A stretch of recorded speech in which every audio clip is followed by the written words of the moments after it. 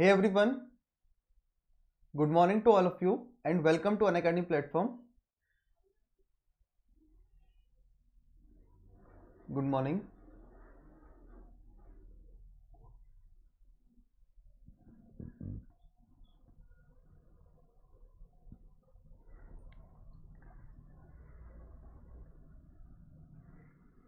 So today we will going to discuss about fundamental right MCQ. Okay, अब ये जो fundamental right के MCQs हैं लगभग 100+ MCQs और 80+ MCQs वी हैव सॉल्व्ड, जिसमें हमने हर एक तरीके से किस तरीके से MCQs पूछे जाते हैं, चाहे वो आर्टिकल 12 है, 13 है, 14 से लेके 18. आज हम यहाँ पर डिस्कस करेंगे 14 to 18. Okay, 14 to 18, then 19 to 22, मतलब एक एक सीरीज करते हुए जो है वो यहाँ पर हम आगे बढ़ेंगे. और आप लोगों के लिए यहाँ पर ये समझना होगा कि क्वेश्चन का मोल्ड किस तरीके से करते हैं यूपीएससी में भी, क्योंकि यहाँ पर जो मैं आपको पैटर्न प्रोवाइड कर रहा हूँ ये मोल्डिंग के हिसाब से प्रोवाइड कर रहा हूँ कि हाँ यार यूपीएससी में फंडामेंटल राइट से इससे बाहर जो है वो क्वेश्चन आपके लिए नहीं जाने वाला. तो आपके अभी जो लगभग 3 से 4 लेक्चर बचे हुए हैं and that all regarding about fundamental right. Okay, parliament के एमसीक्यूज आज आपके लिए यहाँ पर 4 बजे रहेंगे, तो आप 4 बजे की क्लास में पार्लियामेंट के एमसीक्यूज को सॉल्व कर सकते हैं. तो आपकी ये जो प्रिपरेशन है वो हॉलिस्टिक वे में आप यहाँ पर देख सकते हैं कि पूरे तरीके से जो है वो तैयार हो रही है. Okay, so we will going to begin our class. Good morning everyone, and before this I would like to introduce Unacademy platform. Unacademy जो है वो इंडिया का लार्जेस्ट एजुकेशन प्लेटफॉर्म है जहाँ पर 100 से ज़्यादा टॉप एजुकेटर आपको मिलते हैं. मेरा नाम तारकेश्वर जैन है. मैं आपके लिए अभी फंडामेंटल राइट्स के जो एमसीक्यूज हैं वो लेकर आया हूँ. You can see my achievements here, and apart from that ये मेरा टेलीग्राम चैनल है. टेलीग्राम चैनल के साथ साथ आपके लिए एक कम्युनिटी पेज भी मिलता है. टेलीग्राम चैनल की जब हम बात करते हैं तो यहाँ पर आपके लिए मिलते हैं पीडीएफ लिंक, और पीडीएफ लिंक के साथ आपको मिलता है पोल. तो आपको ये तीनों चीज़ें टेलीग्राम चैनल पर मिलती हैं. ऐसे ही आपके लिए कम्युनिटी पेज है, वो कम्युनिटी पेज पर आपको यहाँ पर मिलता है पीडीएफ, पोल और लिंक्स. इसी के साथ साथ अभी मैंने एक नया ट्रेंड शुरू किया है, वो है ब्लॉगिंग का. अब आप जो है यहाँ पर मेरे ब्लॉग्स देख सकते हैं, वो फेसबुक, इंस्टाग्राम, जहाँ पर भी आप चाहते हैं तो वहाँ से आप जो है वो एक्सेस करके उन ब्लॉग्स को पढ़ सकते हैं. कल मैंने एक यूक्रेन और रशिया के ऊपर एक ब्लॉग लिखा हुआ है, काफ़ी अच्छा है, क्रिस्प तरीके से जो है मैंने उसको डाला हुआ है. And I tried my best कि आप लोगों को वो चीज़ें जो है वो समझ में आए. और उसमें मैंने क्रिटिकल एनालिसिस प्रोवाइड किया हुआ है अगेंस्ट द यूएसए, मतलब यूएसए में जो गलतियां यूएसए के प्रेसिडेंट ने की हुई है उससे क्या इंपैक्ट पड़ता है, वो चीज़ें वहाँ पर डाली हुई है.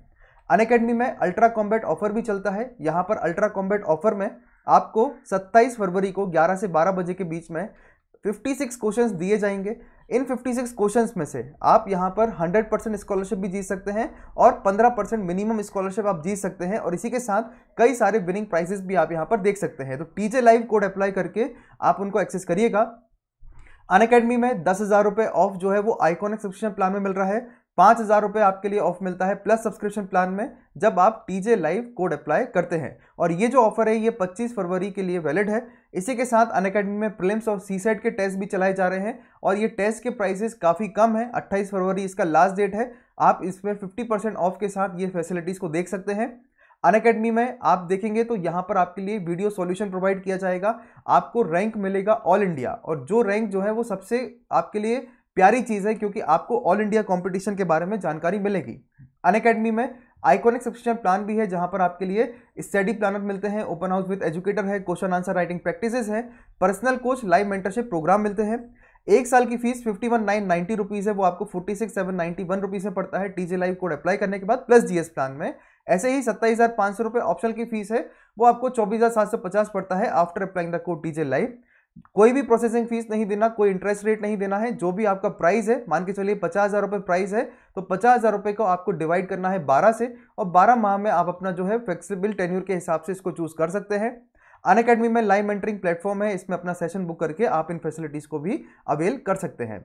सो टू सी कि क्या है आज हमारा टॉपिक. ओके, तो अबॉलिशन ऑफ टाइटल पढ़ लिया था, freedom of speech and expression हो गया था हमारा. फिर आर्टिकल 20 के बाद article 21A we have discuss here. अब यहाँ पर जो है वो आज हम डिस्कस करेंगे, that is about protection against arrest and detention. वो क्या है, प्रोटेक्शन हमें करना है किसके अगेंस्ट में, तो प्रोटेक्शन करना है अगेंस्ट अरेस्ट एंड डिटेंशन. अब देखिए जितने भी लोग जिनके ऊपर कोर्ट में केस चलते हैं सभी जो गुनहगार तो नहीं होते, है ना।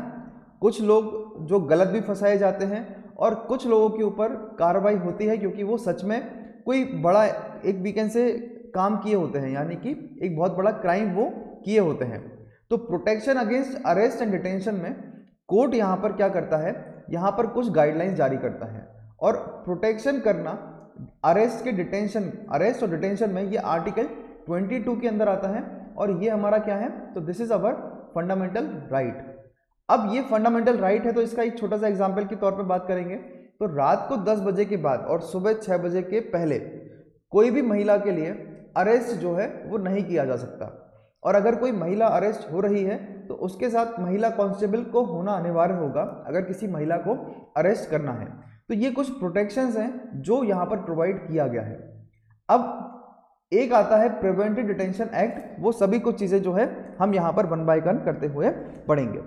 तो आर्टिकल 22 जो है वो क्या क्या गारंटी करता है, तो आर्टिकल 22 तीन चीज़ों की यहाँ पर यानी कि 3 राइट्स हमें यहाँ पर देता है। पहला कि ये गारंटी करता है कि हर एक पर्सन जो अरेस्ट होगा उसको अरेस्ट का रीज़न मालूम होना चाहिए। मतलब क्या हुआ कि अगर मैं अरेस्ट हो रहा हूँ तो मुझे पता होना चाहिए कि मेरे लिए अरेस्ट किस चीज़ के लिए किया जा रहा है। आपने अधिकतर मूवीज़ में देखा होगा कि पुलिस आती है और घर से उठा के ले जाती है। एक्चुअली में ऐसा नहीं होता। पुलिस अगर आएगी भी तो आपके पास अधिकार है कि आप उनसे पूछ सकते हैं कि मुझे आप क्यों लेकर जा रहे हैं। ये बहुत सिंपल सा लॉजिक है, बहुत इजी है, बट आपको ये पूरा फंडामेंटल राइट है आपके पास कि आपको क्यों गिरफ्तार किया जा रहा है। तो कई बार आपने देखा होगा कि बिना वारंट के आप मुझे अरेस्ट नहीं कर सकते। तो वारंट का क्या मतलब हुआ, वारंट का मतलब हुआ कि वारंट में लिखा होता है रीजन, रीजन कि आपको किन चीज़ों के लिए अरेस्ट किया जा रहा है। तो पहला रीजन क्या हुआ कि आपको मतलब पहला राइट आपके लिए यहाँ पर मिलता है कि आपको पता होना चाहिए कि आपको किस चीज़ के लिए अरेस्ट किया जा रहा है। दूसरा यहाँ पर मिलता है वो है right to consult, right to consult and to be defended by a lawyer. क्या है, आपको कंसल्ट करने का अधिकार है और आपके लिए डिफेंड करवाने का भी अधिकार है लॉयर से।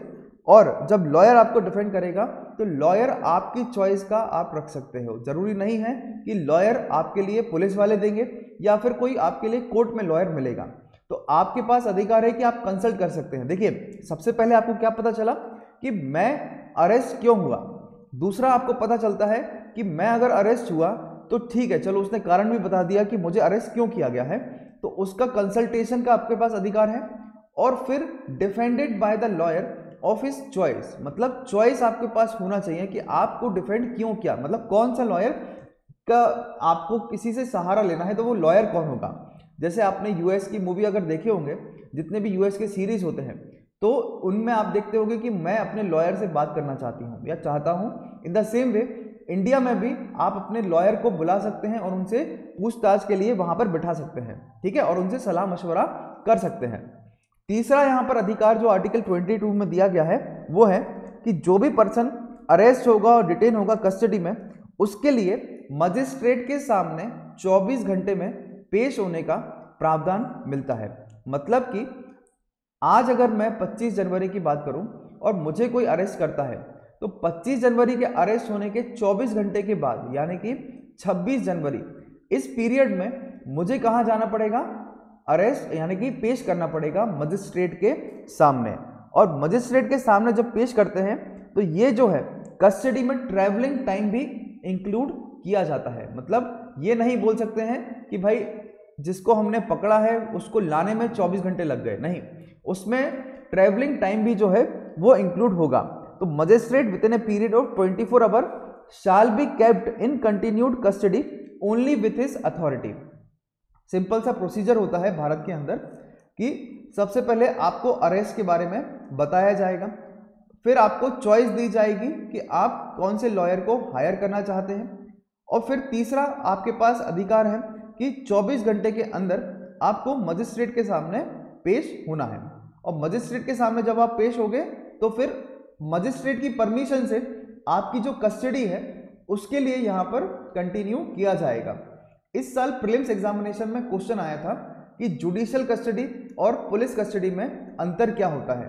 और वो क्वेश्चन जो है वो यहीं से उठकर बना था। 24 घंटे का मजिस्ट्रेट के सामने पेश होना इज ए कस्टडी, मतलब कंटिन्यूएशन करना उस कस्टडी को। तो ये क्या बन गया आपका, ये क्वेश्चन बन गया था इस साल के प्रीलिम्स एग्जामिनेशन में। यहां तक सभी को क्लियर हो गया क्या? Getting this point everyone?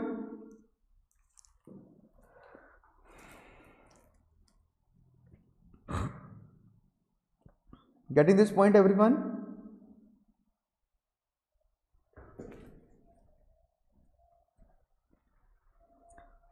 सभी लोग क्लियर करिए, सभी को समझ में आया ये चीज?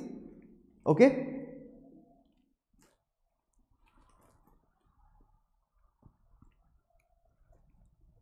अब देखो 22 के कुछ एक्सेप्शंस भी हैं।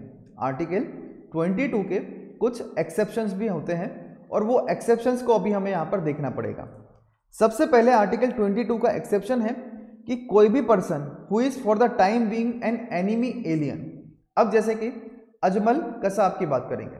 अब अजमल कसाब का नाम सभी ने सुना होगा, और जिन्होंने नहीं सुना तो देखिए 2008 में हमारे देश में टेररिस्ट अटैक हुआ था ताज होटल पर और कई सारे मुंबई के एरिया में। तो उस टाइम पे अजमल कसाब था जो वी कैन से पाकिस्तान के एरिया से आए थे और इंडिया में क्या है, ही वॉज ए टेररिस्ट। अब ये जो है ये कहलाता है एनिमी एलियन। इनको क्या बोलते हैं? एनिमी एलियन बोला जाता है। एलियन का मतलब होता है कोई वो एलियन नहीं जो अर्थ के बाहर है। एलियन का मतलब होता है कि कोई भी फॉरेनर जो कि भारत का नागरिक नहीं है उसको हम एलियन बोलते हैं। और एनिमी मतलब दुश्मन। तो कोई भी फॉरेनर जो देश का भला नहीं चाहता, जो फॉरेनर होगा, उसको यहां पर क्या कर सकते हैं, यहां पर उसके लिए we can say without warrant, यानी कि बिना उसके बताए उसको अरेस्ट कर सकते हैं। ठीक है, तो पहला एक्सेप्शन क्या हुआ कि एनिमी एलियन के लिए फॉर द टाइम बीइंग किसी को भी क्या है अरेस्ट कर सकते हैं और उसके लिए यहां पर पेश करने की जरूरत, मतलब कोई समय मिल जाता है। दूसरा, जो भी पर्सन जो अरेस्ट होता है, डिटेन होता है किसी भी लॉ के अंदर, provide for the preventive detention. मतलब क्या हुआ कि any person who is arrested, कोई भी पर्सन जो क्या हो रहा है, who is arrested for detained. ठीक है, मतलब उसको अरेस्ट किया गया है, डिटेन किया गया है under any law providing for preventive detention. क्या करते हैं, उसको प्रोवाइड किया जाता है प्रिवेंटिव डिटेंशन के लिए। तो पहला हो गया केस इसमें कि एनिमी एलियन को अरेस्ट कर सकते हैं, और दूसरा केस हो गया यहां पर this all are the exceptions under article 22। और 22 क्या है हमारा, फंडामेंटल राइट है ना। अब देखिए 15, 16, 19, 29, 30 ये जो आर्टिकल है ये केवल सिटीजन्स को अवेलेबल है, मगर हम आर्टिकल 22 की बात कर रहे हैं। मतलब क्या हुआ कि आर्टिकल 22 फॉरेनर्स और सिटीजन्स दोनों के लिए अवेलेबल होता है, मगर एनिमी एलियन के लिए अवेलेबल नहीं है। There is a difference between a alien और a enemy alien. Enemy alien is just like a terrorist. Getting this point everyone? ठीक है, तो दो एक्सेप्शंस हो गए यहां पर। अब ये जो है यहां पर प्रिवेंटिव डिटेंशन, ये एक बहुत ज्यादा हॉट टॉपिक है और एक बहुत ज्यादा डिबेटेबल इशू भी होता है। तो सबसे पहले अब हम यहां पर क्या करेंगे, प्रिवेंटिव डिटेंशन के बारे में पढ़ेंगे। और प्रिवेंटिव डिटेंशन के बारे में पढ़ लो तो एक बार समझ लेना, इसके बाद दोबारा से समझने की जरूरत नहीं पड़ेगी। देखो what is this preventive detention. So देखो सिंपल सी डेफिनेशन है, किसी को भी बिना ट्रायल के डिटेन करके रखना इज ए प्रिवेंटिव डिटेंशन। मतलब डिटेंशन का मतलब होता है पकड़ना, किसी भी आदमी को पकड़ना और उसको बिना ट्रायल के पकड़ के रखे रहना। ठीक है, अब जो ऑब्जेक्टिव होता है प्रिवेंटिव डिटेंशन का वो है प्रिवेंट करना किसी भी पर्सन के लिए कि वो कुछ गलत काम करने वाला है, एंड डिटेंशन जो इस केस में होगा वो होगा that he is going to do something wrong और within any of the ground specified by the constitution. देखिए क्या होता है कि मान के चलिए फरवरी 2020 यहां पर दिल्ली में दंगे हुए।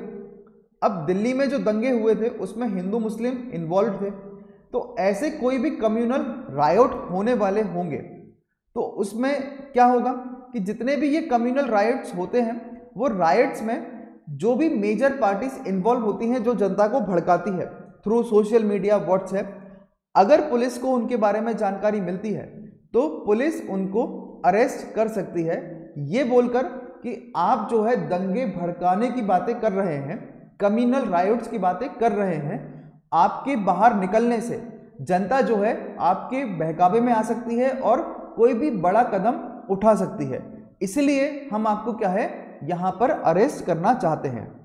Getting this point everyone? Second one I am explaining Sujata, second one ही है जो मैं यहां पर आपको एक्सप्लेन कर रहा हूं। सेकंड वन क्या है? प्रिवेंटिव डिटेंशन, और प्रिवेंटिव डिटेंशन को ही मैं आपको यहां पर एक्सप्लेन कर रहा हूं। प्रिवेंटिव डिटेंशन का मतलब विदाउट ट्रायल आपको अरेस्ट करके रखना, और अरेस्ट करना उसके बाद आपके लिए उसके लिए क्या करना पड़ेगा। अब देखिए प्रिवेंटिव डिटेंशन वो रिसॉर्टेड होते हैं उन सर्कमस्टेंसेस में जब एविडेंस होता है in possession of the authority is not sufficient to make a charge और secure the conviction of the detenu by legal proof but may still be sufficient to justify his detention that he would commit a wrongful act. तो देखो अब preventive detention है तो ऐसे cases में क्या होगा कि सर्कमस्टेंसेस के एविडेंसेस पेश करने पड़ेंगे। अब देखिए अगर कोई सोशल मीडिया पे दंगे फंसाने की यानी कि फैलाने की कोशिश कर रहा है तो उसका आईपी एड्रेस हम ट्रेस कर सकते हैं, है ना। जैसे कि वी कैन से बुली गैंग अभी कोई आया था, उसमें जितने भी लोग थे वो बुली गैंग में इन्वॉल्व थे, उनको अभी अरेस्ट किया हुआ है और वो काफ़ी ज़्यादा क्या है we can say hate speeches देने की बात कर रहे थे। तो अगर कोई ऐसे स्पीचेस समझ में आते हैं तो उनका डायरेक्ट आईपी एड्रेस ट्रेस करके उनको हम पूछ सकते हैं, है ना। तो लीगल प्रूफ होना चाहिए कि हाँ उस आदमी ने ये काम किया है। अगर लीगल प्रूफ नहीं है और कोई भी प्रॉब्लम है देन कम्स प्रिवेंटिव डिटेंशन। मतलब डिटेंशन जो किया है वो देखो हमेशा तो सही होगा नहीं, कई बार तो नेताओं के बहकावे में और पुलिस के ही खुद पर्सनल मोटिव को पूरा करने के लिए इंसानों को अरेस्ट कर लिया जाता है। तो इससे बचने के लिए हमारे यहाँ पर आर्टिकल 22 हमें मिला हुआ है। तो डिटेंशन क्या कहलाता है? डिटेंशन मतलब बिना ट्रायल के अरेस्ट कर लेना, मगर लीगल प्रूफ नहीं होगा तो फिर आपको प्रिवेंटिव डिटेंशन मिल जाता है। यहां तक कहानी सभी को क्लियर हो गया? ठीक है। So reason should be sufficient to justify his detention on the suspicion. मतलब रीजन जो होगा it should be sufficient, reason should be sufficient, reason जो है वो सफिशिएंट होना चाहिए उसके डिटेंशन को जस्टिफाई करने के लिए, to justify the detention, okay, on suspicion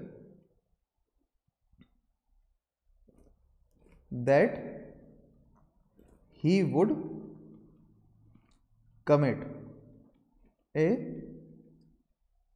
wrongful act unless he is detained। मतलब डिटेन इसलिए किया गया है कि अगर हम उसको डिटेन नहीं करेंगे तो रॉन्गफुल एक्ट होने के चांसेस हो जाते हैं।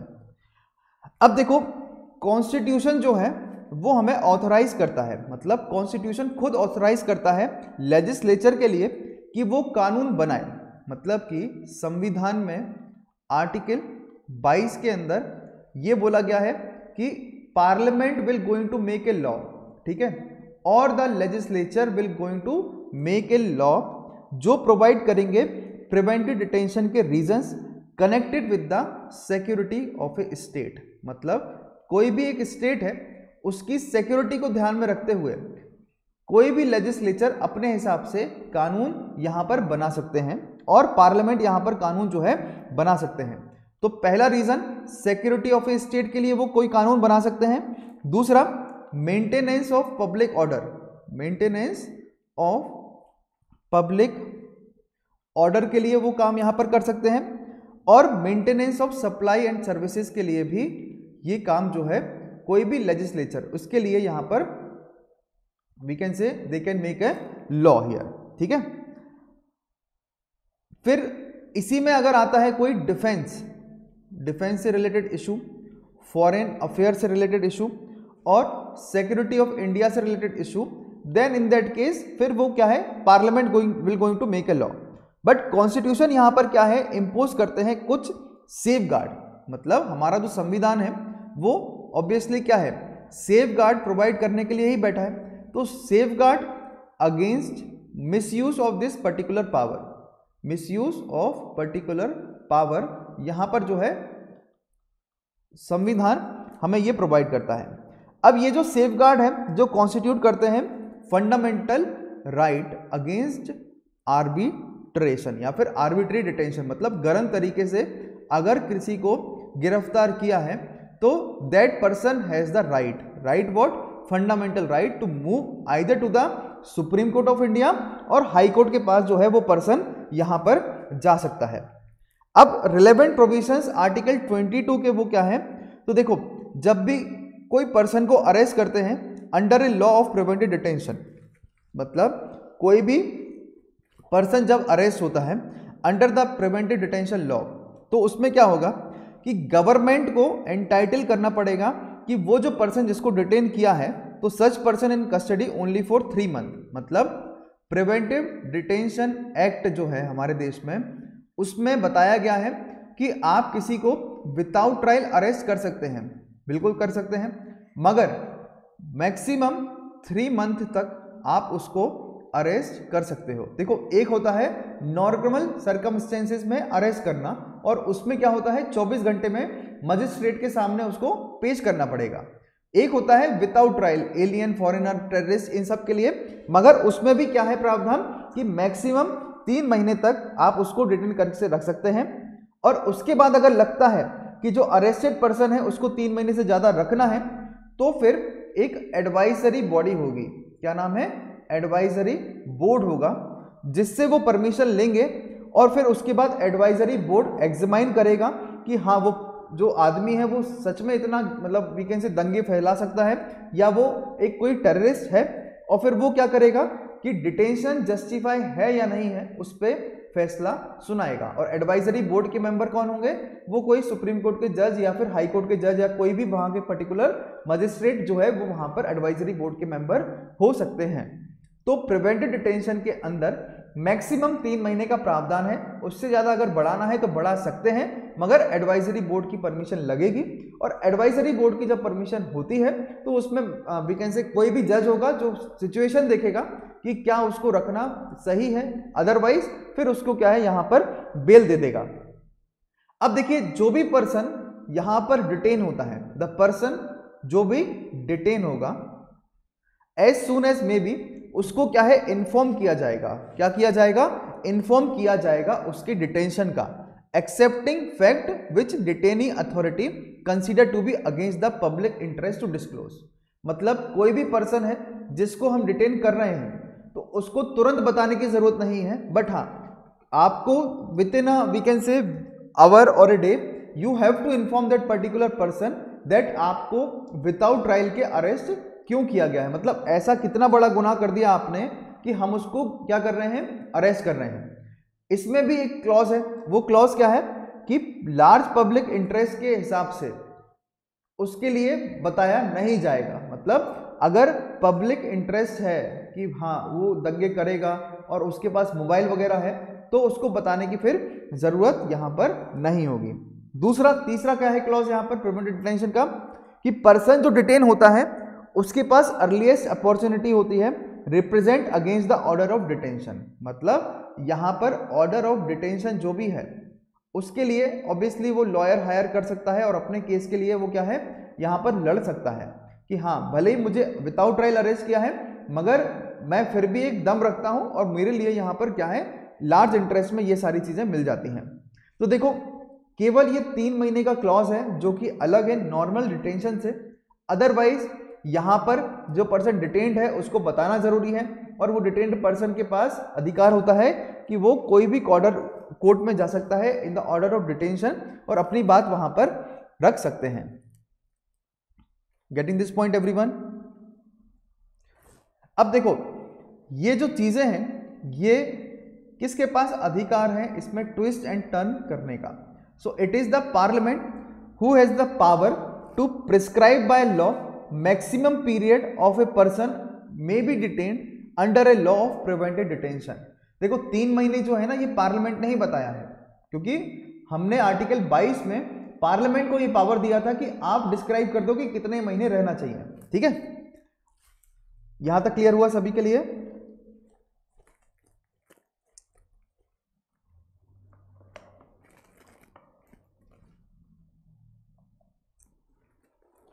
Good morning, good morning.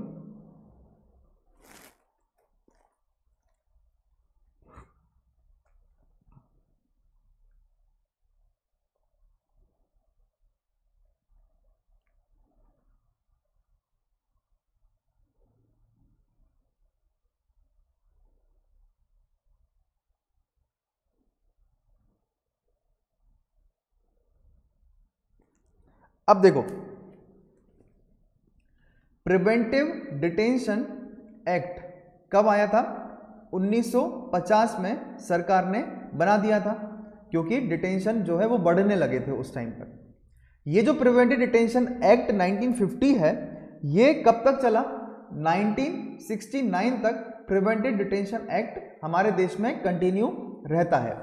अब जब ये कंटिन्यू रहता है तो उसके बाद क्या होता है कि कुछ वी कैन से सोशलिस्ट लोग आए और उन्होंने बोला कि भाई ये तो एक तरीके की क्रूरता है ना। आप किसी को भी अरेस्ट कर रहे हो और 3-3 महीने उसको बता नहीं रहे हो कि वो अरेस्ट क्यों हुआ।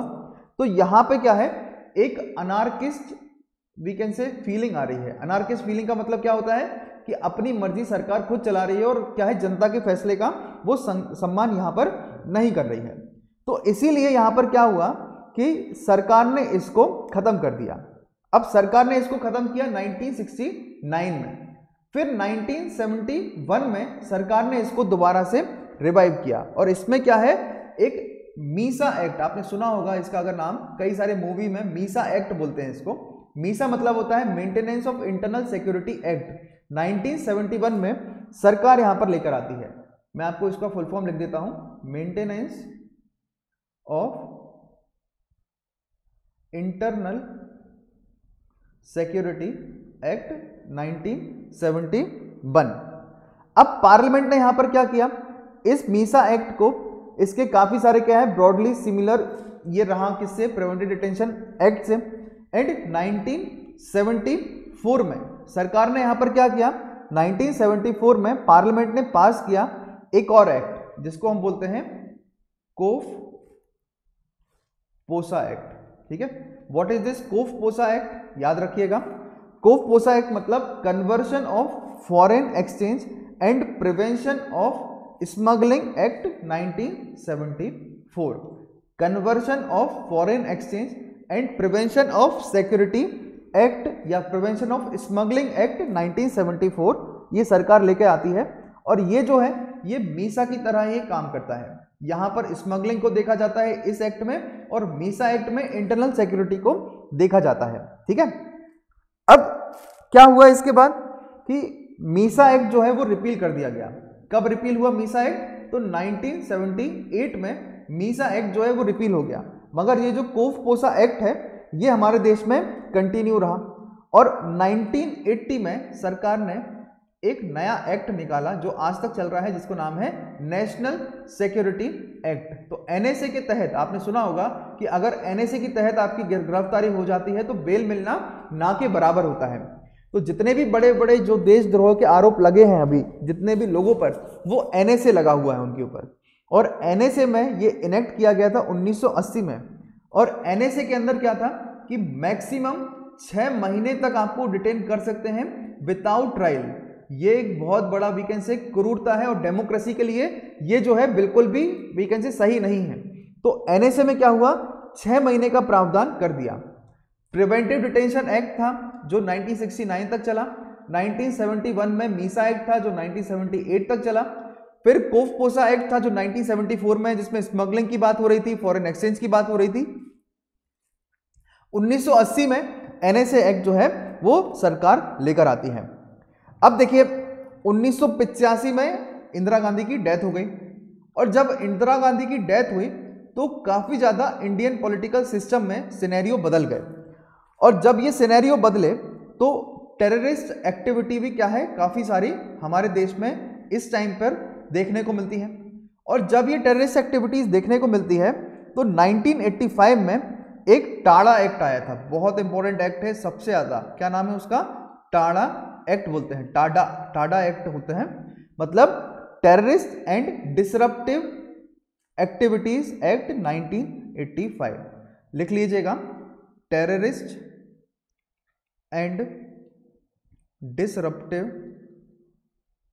एक्टिविटी एक्ट 1985, ये एक एक्ट आता है और इसको क्या बोलते हैं, टाडा बोलते हैं। इसके बाद जो एक्ट है उसमें पावर मिलते हैं, sweeping power in the state government and there were widespread complaint of misuse of the provision of the act.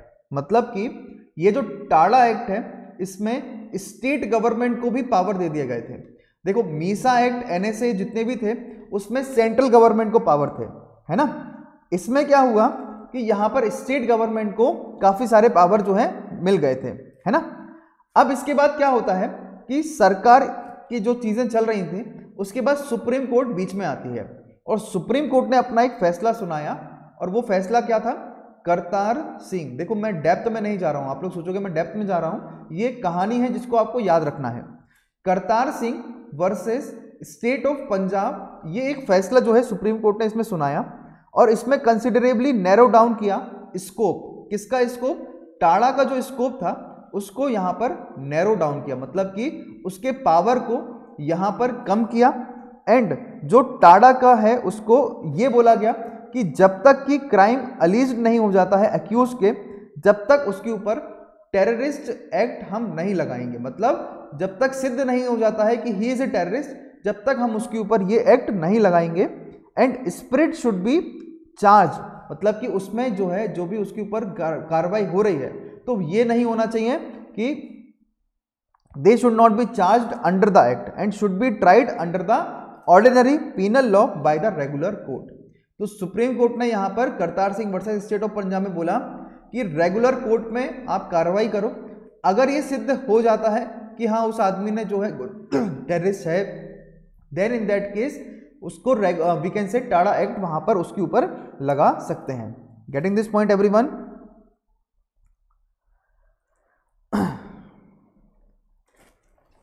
अब देखो सरकार ने यहां पर क्या किया, टाडा एक्ट आया था कब आया था, 1985 में, जब एंटी डिफेक्शन लॉ भी आए थे, कई सारी चीजें आई थी, इंदिरा गांधी की डेथ हुई थी। तो अब देखो 1993 तक, ठीक है, 1993 तक जो यूनियन होम मिनिस्ट्री है उसने लगभग 52,000 लोगों को इस टाडा एक्ट में बुक किया हुआ था और उनको काफी ज्यादा हरासमेंट यहां पर फेस करना पड़ा था।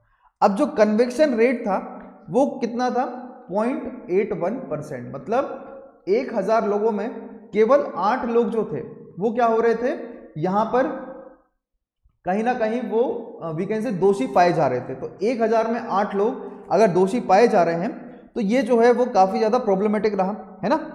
तो ever since the law came into force 0.81 जो है इसका कन्विक्शन रेट रहा। तो खाली लोगों को 6-6 महीने जेल में डालने का जो सरकार का वी कैन से जुनून था वो बढ़ गया था।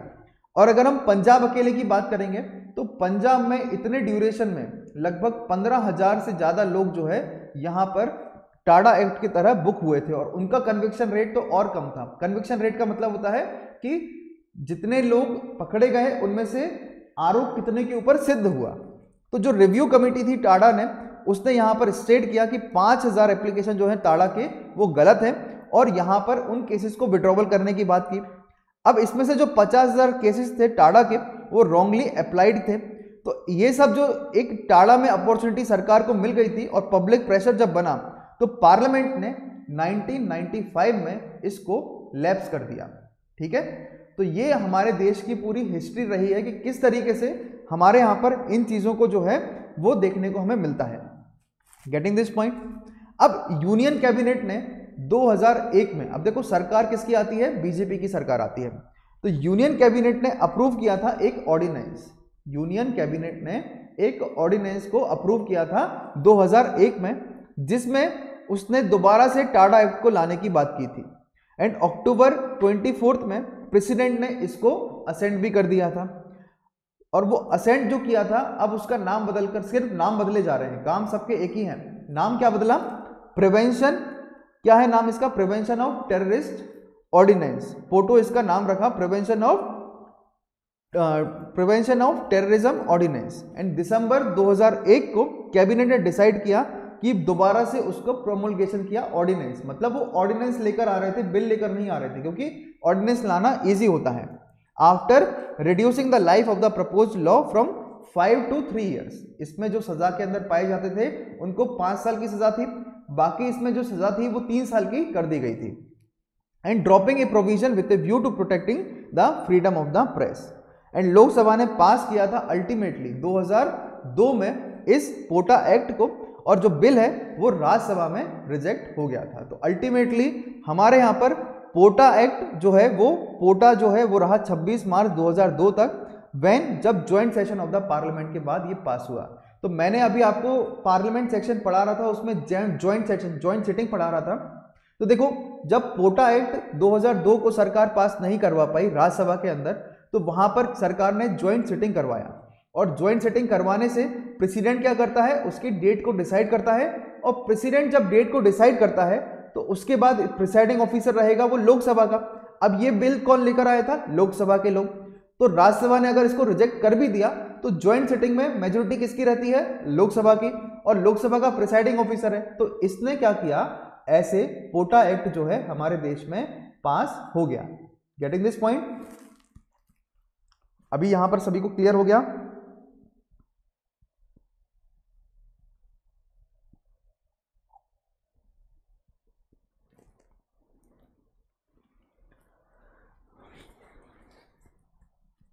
अब देखो, थोड़ा और पढ़ना है इस पोटा एक्ट को, क्योंकि पोटा एक्ट, टाडा एक्ट, ये जब तक नहीं पढ़ोगे तब तक आपको अपने फंडामेंटल राइट्स के बारे में जानकारी नहीं मिलेगा। Yes, very good.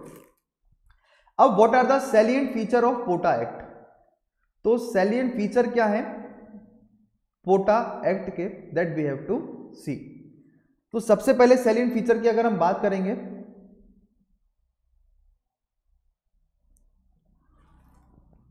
देखो ये जो प्रोविजन है वो काफी ज्यादा क्रिटिसाइज किया जाता है, क्योंकि ये हमारे फंडामेंटल राइट को बिल्कुल कुचल के रख देता है। अब यहां पर क्या है, कुछ सैलिएंट फीचर हमें देखने पड़ेंगे, जैसे कि पोटा एक्ट में एक आता है सेक्शन 3। तो सेक्शन 3 जो है पोटा एक्ट का, वो एक डेफिनेशन देता है टेररिस्ट एक्ट की।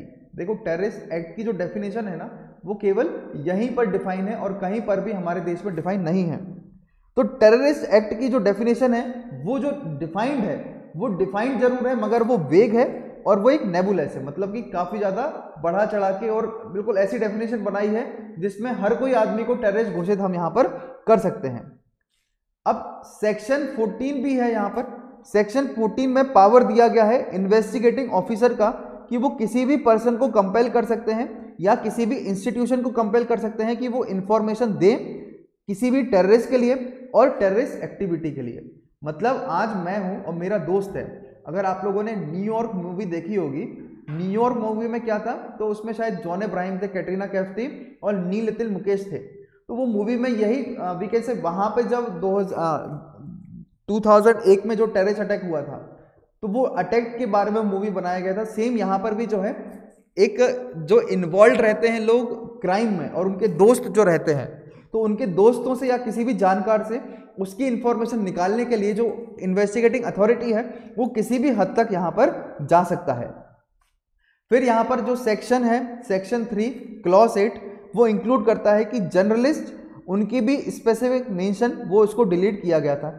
और जितने भी सेक्शन 14 है उसमें लिखा था कि आर्म्ड पुलिस जो है वो अनचेक्ड होगा, वाइडर पावर होंगे उनके पास और वो मिसयूज कर सकते हैं अपने पावर को। It was feared that wider power may bring inscribe too much under the dragnet. ऐसे ही इसमें सेक्शन 18 क्या आता है, सेक्शन 18 आता है, और वो सेक्शन 18 में यहाँ पर जानकारी मिलती है कि जो एग्जीक्यूटिव है वो अपनी ऑर्गेनाइजेशंस को भी बैन कर सकते हैं। जैसे आज़ादी के बाद आरएसएस को बैन किया गया था, तो इन चीज़ों को ध्यान में रखते हुए लार्ज इंटरेस्ट में ऑर्गेनाइजेशंस को भी बैन किया जा सकता है। तो कोई भी गाइडलाइंस यहाँ पर प्रिस्क्राइब नहीं थी किसी भी पर्टिकुलर ऑर्गेनाइजेशन के लिए, मगर ऑर्गेनाइजेशंस को जो है बैन किया जा सकता है। और बैन जो करेंगे अगर ऑर्गेनाइजेशंस के लिए, वो जो है यहाँ पर जुडिशियल रिव्यू के अंदर नहीं आ सकता, मतलब वो ऑर्गेनाइजेशन कोर्ट में नहीं जा सकती ये बोलकर कि हमारे लिए बैन किया गया है। अब जो भी बैंड बॉडी होगी वो जो है मर्जी ऑफ द एग्जीक्यूटिव चलेगी। मतलब काउंसिल ऑफ मिनिस्टर जब तक नहीं बोल देता कि उस ऑर्गेनाइजेशन को वीकेंड से दोबारा से रिवाइव करो, तब तक वो ऑर्गेनाइजेशन जो है वो रिवाइव नहीं हो सकता। अब इसी में जो है एक ऑर्गेनाइजेशन को बैन किया गया था जिसका नाम था Simi. And what is this Simi? Simi मतलब होता है student Islamist movement of India. तो ये जो ऑर्गेनाइजेशन है ये पोटा एक्ट की तरह बैन की गई थी। पोटा एक्ट में ये बैन की गई थी जिसका नाम है सिमी। सिमी मतलब student Islamist movement of India. Government के जो अपॉइंटेंट थे उन्होंने पॉइंट आउट किया था कि ये जो है पॉलिटिकल पार्टी से जुड़ी हुई है, इसलिए जो है सरकार इसको बैन करना चाहती है। अब ऐसे जो है हमारे देश जो है इवॉल्व हुआ। आज हम बोलते हैं ना कि हमारे देश में डेमोक्रेसी इतनी स्ट्रांग क्यों है। ये इतनी स्ट्रांग नहीं थी जब देश आज़ाद हुआ था, मगर time and again with the help of supreme court, with the help of parliament, with the help of legislatures, हमारे देश की जो सुप्रीम अमेरिकन से डेमोक्रेसी है वो अब जाकर थोड़ी स्ट्रांग हो पाई है। मगर अभी भी कई सारे आप देखते रहोगे कि डेमोक्रेसी की नाम पर लोग जो है गलत इस्तेमाल करते हैं और कम्युनल राइट्स जो है उनको भड़काते हैं। अब इसी पोटा एक्ट में सेक्शन 32 है जिसमें बोला गया है कि कोई भी पुलिस ऑफिसर ग्रेवर ऑफेंसेस के अंदर, मतलब पोटा के अंदर, can be admissible while under the evidence act it remains inadmissible unless, जब तक कि वो मजिस्ट्रेट के सामने क्या है पेश नहीं कर सकते। तो it poses danger to the innocent suspect, मतलब उनको आप गिरफ्तार करके रखोगे और एविडेंसेस नहीं है फिर भी आप उनको गिरफ्तार यहाँ पर कर सकते हो। अब पोटा एक्ट जो है ये 2004 आते आते तक जब सरकार ने बहुत ज़्यादा क्रिटिसिज्म हुआ तो जो जैसे ही सरकार बदली तो सरकार ने इसको क्या है रिपील कर दिया। तो अल्टीमेटली लेकर कौन आया था? बीजेपी। और रिपील किसने किया? यूपीए ने। और पहले कौन लेकर आया था? यूपीए 1967 में जब वो टाडा एक्ट लेकर आई थी, मगर उन्हीं ने उसको क्या है रिपील कर दिया। तो आप देख सकते हैं कि ये जो चीज़ें चल रही हैं हमारे देश में ये सब आती जाती रहती हैं। कभी कोई भी पॉलिटिकल पार्टी इसको क्या है लेकर आते हैं और लेकर चले जाते हैं। ठीक है।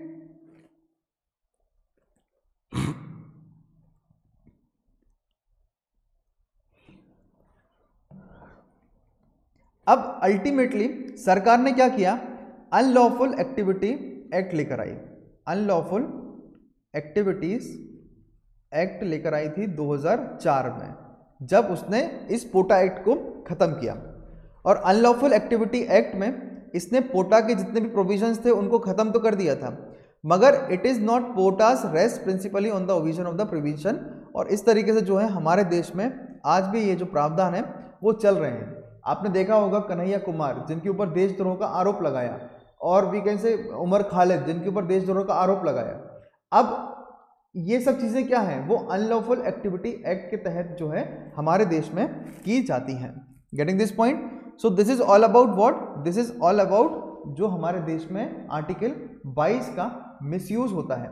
ठीक है। और आर्टिकल 22 है हमारे एक फंडामेंटल राइट, मगर ऐसे एक्ट लाकर फंडामेंटल राइट को ब्रीच करने की जो है सरकार कोशिश करती है। देखो इसको समझने के ना दो पहलू हैं। एक पहलू है कि जो रियली में टेररिस्ट हैं, है ना, सरकार तो उनको ही पकड़ना चाहती है ना, वो आगे ना बढ़े।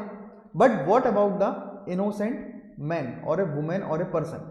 अब इनोसेंट मैन और वुमेन है, उनको क्या होगा? देखो जब हम बोलते हैं ना कि एक मछली पूरे तालाब को गंदा करती है, वो कहावत बिल्कुल सही है। अगर कोई टेररिस्ट है और वो इनोसेंट है, ठीक है, मतलब टेररिस्ट है, अब वो कैसा भी हो तो उसको अरेस्ट करना है तो वो अरेस्ट करेंगे, और 3rd डिग्री टॉर्चर भी दिया जा सकता है, सब कुछ किया जाएगा। मगर यहाँ पर हमेशा डिबेट रहता है कि अगर कोई एक मासूम, आपने सुना होगा ना कि अगर कोई कोर्ट गलती से एक मासूम को सजा सुना दे जो बेगुनाह है, तो वो जो है 100 गुनहगारों को वैकेंसी सजा सुनाने से भी बेकार चीज़ है वो। तो हमेशा कोर्ट तो इसको बचाना चाहती है कि इनोसेंट को सजा ना मिले, मगर पुलिस क्या करती है? पुलिस यहाँ पर vacancy somehow twist and turn करती है, पॉलिटिशियंस के साथ मिल जाती है, और ये सब चीज़ों में प्रॉब्लम जो है हमें फेस करना पड़ता है। Getting this point? Unlawful activity prevention act जो है वो होता है ऊपा। ये सब एक दूसरे के भाई बहन है, ऊपा, टाडा, पोटा। ओके, यस प्रिया।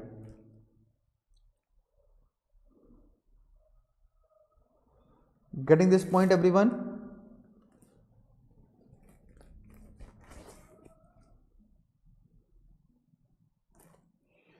ओके, चलिए, तो ये क्या रहा आपके आर्टिकल 22 के बारे में रहा। अब थोड़ा सा हम फैक्चुअल चीजों पर ध्यान देंगे। तो protection against arrest and detention में आर्टिकल 22 ग्रांट करता है प्रोटेक्शन उन लोगों के लिए जो अरेस्ट और डिटेन होते हैं। डिटेंशन दो प्रकार के होते हैं, एक होता है प्यूनिटिव डिटेंशन, एक होता है प्रिवेंटिव डिटेंशन। प्यूनिटिव डिटेंशन का मतलब होता है कि यहाँ पर जो है पनिश करते हैं उन लोगों के लिए जो कि ऑफेंसेस उन्होंने किए होंगे after trial and conviction in a court. मतलब नॉर्मल प्रोसीजर से जो चलने वाले केसेस होते हैं वो प्यूनिटिव डिटेंशन माने जाते हैं। प्रिवेंटिव डिटेंशन का मतलब होता है डिटेंशन करना किसी भी पर्सन का बिना किसी ट्रायल के और उसको कन्विक्ट करवाना कोर्ट से, है ना। तो प्रिवेंटिव डिटेंशन की बात अभी हम कर रहे थे। प्यूनिटिव डिटेंशन में मतलब नॉर्मल प्रोसीजर से जो किया जाता है। अब जो प्रिवेंटिव डिटेंशन है उसका पर्पस ये नहीं है कि पर्सन को पनिश करें उसके पुराने ऑफेंसेस को लेकर, मगर पर्सन को आने वाले किसी भी गुनाह से रोकने के लिए हम जो है प्रिवेंटिव डिटेंशन का इस्तेमाल करना चाहते हैं। तो प्यूनिटिव डिटेंशन मतलब पनिश करना किसी भी पर्सन के लिए offences committed by him after trial and conviction in a court. Preventive detention मतलब डिटेंशन करना किसी भी पर्सन का बिना trial and conviction by a court. अब जो प्रिवेंटिव डिटेंशन है वो होता है एक प्रिकॉशनरी मेजर और वो बेस्ड होते हैं सस्पिशन पे। क्या है? प्रिवेंटिव डिटेंशन सस्पिशन पे बेस्ड है, मतलब कि केवल शंका भर से हम किसी को भी यहां पर अरेस्ट कर सकते हैं। क्या करा? किसी को भी शंका भर से कि वो आने वाले 1-2 दिन में या कल परसों 1-2 घंटे में क्राइम करेगा, क्राइम करके रोकने से ही उसको क्या है अरेस्ट करके रख लो। अब जो आर्टिकल 22 है वो दो प्रकार का होता है। पहला वो डील करता है ऑर्डिनरी लॉ से और दूसरा आर्टिकल 22 डील करता है प्रिवेंटिव डिटेंशन लॉ से। तो जो पहला पार्ट है आर्टिकल 22 में वो कन्फर करते हैं कुछ राइट्स किसी भी पर्सन के लिए जो कि अरेस्ट और डिटेन होते हैं अंडर ए ऑर्डिनरी लॉ, जैसे कि उसको इन्फॉर्म करना उनके ग्राउंड ऑफ अरेस्ट और उनको लीगल प्रैक्टिशनर यानी कि लॉयर से मिलने का अधिकार, 24 घंटे में मजिस्ट्रेट के सामने पेश करने का अधिकार और 24 घंटे के बाद रिलीज करना है अगर मजिस्ट्रेट ने बोला है उसको रिलीज करने के लिए। तो पहला part article 22 is about punitive detention. ये जो सेफगार्ड्स हैं वो प्रिवेंटिव डिटेंशन के लिए अवेलेबल नहीं होते हैं और ना ही ये एनिमी एलियन के लिए अवेलेबल होते हैं जो कि प्रिवेंटिव डिटेंशन के अंदर आते हैं। यहां तक क्लियर हो गया सभी के लिए? सुप्रीम कोर्ट ने यहां पर रूल किया था कि जो अरेस्ट एंड डिटेंशन होगा पहले केस में उसमें आर्टिकल 22 कवर नहीं करता है arrest under the order of a court, civil arrest, arrest on failure to pay income tax, deportation of a alien. मतलब आर्टिकल 22 में जो पहला वाला पार्ट है जो अभी हमने देखा वो कवर नहीं करते हैं order of a court, civil arrest, arrest on failure to pay income tax, deportation of an alien. ये अप्लाई होते हैं केवल उन एक्ट पे जहां पर क्रिमिनल की बातें हों, है ना, क्वासी क्रिमिनल नेचर की बातें हों और कुछ ऐसी प्री जुडिशियल बातें हों जो कि पब्लिक इंटरेस्ट में हो। मतलब सिविल लॉ की जो बातें होंगी वो यहां पर कवर नहीं की गई है, यहां पर क्रिमिनल लॉ की जो बातें हैं वो जो है यहां पर कवर किया गया है। Getting this point everyone?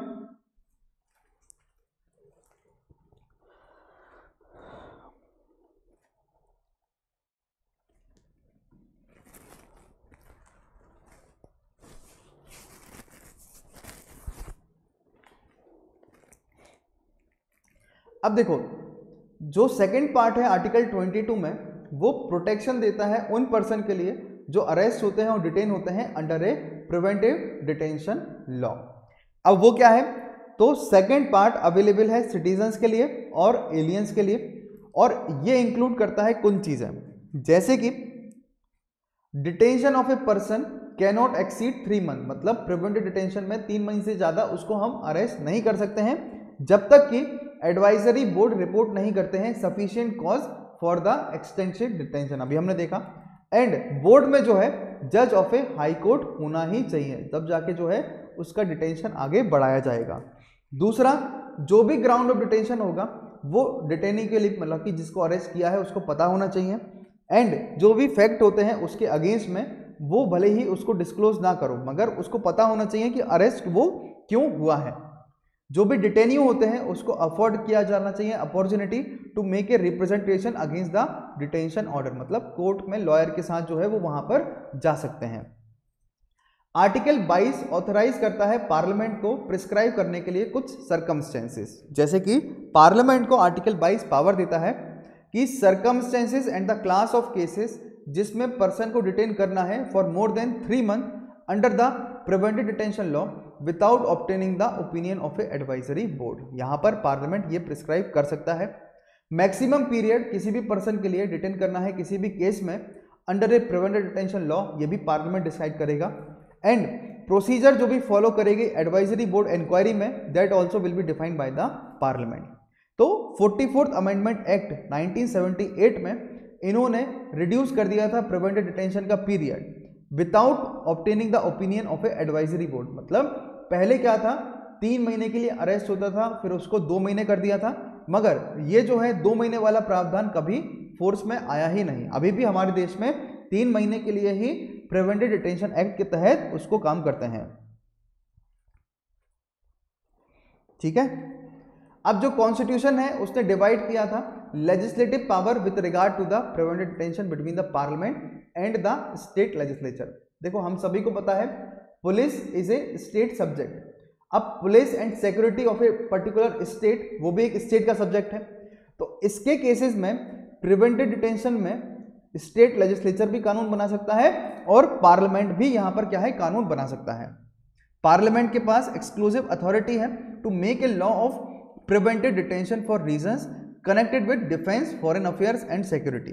Parliament और स्टेट लेजिस्लेचर्स कंकरेंटली भी यहां पर कानून बना सकते हैं प्रिवेंटिव डिटेंशन के लिए for the reasons connected with the security of a state, maintenance of public order, maintenance of supplies and services, जो कि हमारे लिए एसेंशियल होती हैं कम्युनिटी में। और प्रिवेंटिव डिटेंशन लॉ ने पार्लियामेंट ने कई सारे कानून बनाए जिसके बारे में अभी हमने डिस्कस किया था, जैसे कि 1950 में प्रिवेंटिव डिटेंशन एक्ट बनाया, फिर मीसा एक्ट बनाया, कोफ पोसा एक्ट बनाया, फिर नेशनल सिक्योरिटी एक्ट बनाया और फिर इसके बाद ब्लैक मार्केटिंग एक्ट। ऐसे कई सारे एक्ट जो हैं पार्लियामेंट के द्वारा बनाए गए। अब जब ये एक्ट बन रहे थे तो ये अभी भी अनफॉर्चुनेट है हमारे जैसे डेमोक्रेटिक कंट्री के लिए, क्योंकि कहीं पर भी किसी भी डेमोक्रेटिक कंट्री में इतना ज़्यादा क्या है वी कैन से प्रेशराइज नहीं किया जाता, और यूएस में तो ये बिल्कुल भी नहीं है। एंड जो रीस्टोर किया था ब्रिटेन में only during the first and second world war time, बाकी उसके अलावा यूके में भी ये वाले प्रावधान नहीं है जो भारत में है। भारत अब देखिए ब्रिटिश रूल ही रहा है भारत में, है ना, और ये ब्रिटिश रूल का ही प्रमाण है। ब्रिटिशर्स ने जो है Bengal state prisoners regulation act 1818 में लेकर आए थे, डिफेंस ऑफ इंडिया एक्ट 1939 में लेकर आए थे ये प्रिवेंटिव डिटेंशन, और उसके बाद मतलब ब्रिटेन ने अपने यहाँ पे खत्म कर दिया और अभी तक हम इसको चला रहे हैं। तो ये क्या है काफी ज्यादा प्रॉब्लमेटिक है हमारे देश में ये सारी चीजों को देखना। Getting this point everyone?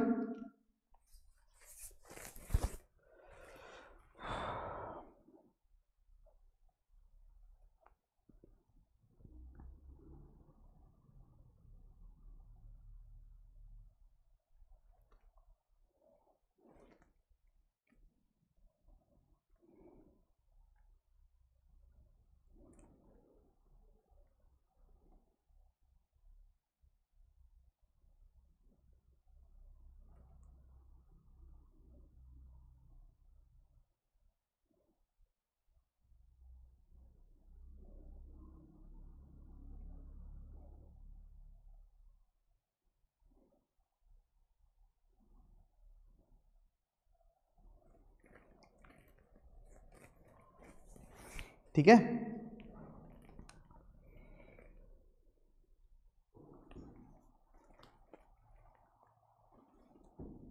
I hope आप सभी को ये चीज़ें समझ में आ रहे होंगे। ये जो टॉपिक हैं ये इन डेप्थ टॉपिक होते हैं। विदाउट अंडरस्टैंडिंग दिस टॉपिक आप जो है फंडामेंटल राइट्स को नहीं समझ सकते। प्रिवेंटिव डिटेंशन एक्ट बहुत ज़्यादा हमारे लिए फंडामेंटल राइट में वैल्यू रखता है। एक नॉर्मल ज़िंदगी में भी प्रिवेंटिव डिटेंशन एक्ट लोगों को पता होना चाहिए, क्योंकि इसके जाने बिना आप एक देश में अवेयर सिटीज़न नहीं कहलाएंगे। यूपीएससी की तैयारी जो भी बच्चे करते हैं उनको ये बात ज़रूर याद रखना है कि आप अवेयर सिटीज़न तब कहलाते हैं, भले ही आप यूपीएससी निकालें चाहे नहीं निकालें, मगर एक अवेयर सिटीज़न होना बहुत ज़रूरी होता है। ठीक है,